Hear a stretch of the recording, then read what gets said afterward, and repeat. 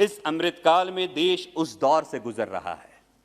इस अमृतकाल में देश उस दौर से गुजर रहा है जब मीडिया सरकार से ज्यादा विपक्ष से सवाल पूछता है और देशभक्ति का सर्टिफिकेट सोशल मीडिया पर अंधभक्तों द्वारा दिया जाता है।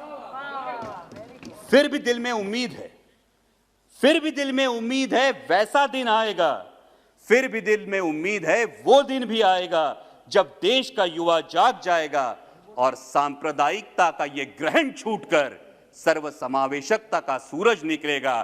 तभी आइडिया ऑफ इंडिया का उजाला देश भर में फैलेगा। आइडिया ऑफ इंडिया का उजाला देश भर में फैलेगा। जिसकी मोल नहीं है वो अमोल है। मैं निवेदन करूंगा अमोल कोल्हे जी को अपने वक्तव्य रखें। धन्यवाद अध्यक्ष महोदय, आपने मुझे महामहिम राष्ट्रपति जी के अभिभाषण पर धन्यवाद प्रस्ताव में बोलने का यह अवसर दिया। महामहिम राष्ट्रपति जी ने अपने अभिभाषण में आज़ादी के अमृत महोत्सव की बात की और कल तो इस सदन में एक बहुत ही प्यारे शब्द का इस्तेमाल हुआ, अमृतकाल। और इससे याद आया अध्यक्ष महोदय, बचपन में हम एक खेल खेला करते थे जिसे हम कहते थे विषामृत। तो जिसे विष मिलता था वो बच्चा बैठ जाता था और बाकी लोगों पे जिम्मेदारी होती थी उसे अमृत देके उठाने की। मानो ऐसे लगता है कि इस अमृतकाल में देश की युवा पीढ़ी को विकास की राह छोड़कर सांप्रदायिकता, बेरोजगारी और हेट स्पीचेस का विष देकर बिठाया गया है और उन्हें आइडिया ऑफ इंडिया का अमृत देकर उठाने की जिम्मेदारी न सिर्फ सरकार की है बल्कि हर राजनीतिक पार्टी, हर लोक प्रतिनिधि और हर देशवासी की भी है। और हमारे धर्म ग्रंथ कहते हैं कि अमृत तभी निकलता है जब समुद्र मंथन होता है और अमृत निकलने से पहले आलोचना का हलाहल भी निकलता है।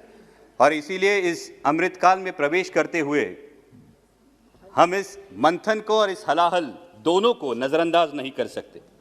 राष्ट्रपति जी ने अपने अभिभाषण में जिन कोविड योद्धाओं की तारीफ की, जिनका गर्व से उल्लेख किया, उन सभी के प्रति मैं फिर एक बार कृतज्ञता व्यक्त करता हूं। और किशोरों का टीकाकरण या प्रिकॉशनरी डोज जैसे मेजर्स जो सरकार ने उठाए हैं उसके लिए सरकार का अभिनंदन भी करता हूं। लेकिन उसी के साथ पब्लिक हेल्थ स्पेंडिंग में हमें ठोस कदम उठाने होंगे। और कोविड की महामारी ने हमारी आंखें खोलने के बाद अब आगे जाके हमें आरोग्य को देशवासियों का मूलभूत अधिकार के रूप में देखना होगा, तभी यह अमृतकाल देशवासियों के लिए अमृतमय साबित होगा। साथ ही में राष्ट्रपति जी ने जिस कोरोना काल का उल्लेख किया, उस कोरोना काल से लेके उसके जो अप्रत्यक्ष परिणाम हैं, उनमें दो परिणामों पे हमें गंभीरता से विचार करना होगा। एक है इकोनॉमिक इफेक्ट और दूसरा है एजुकेशनल।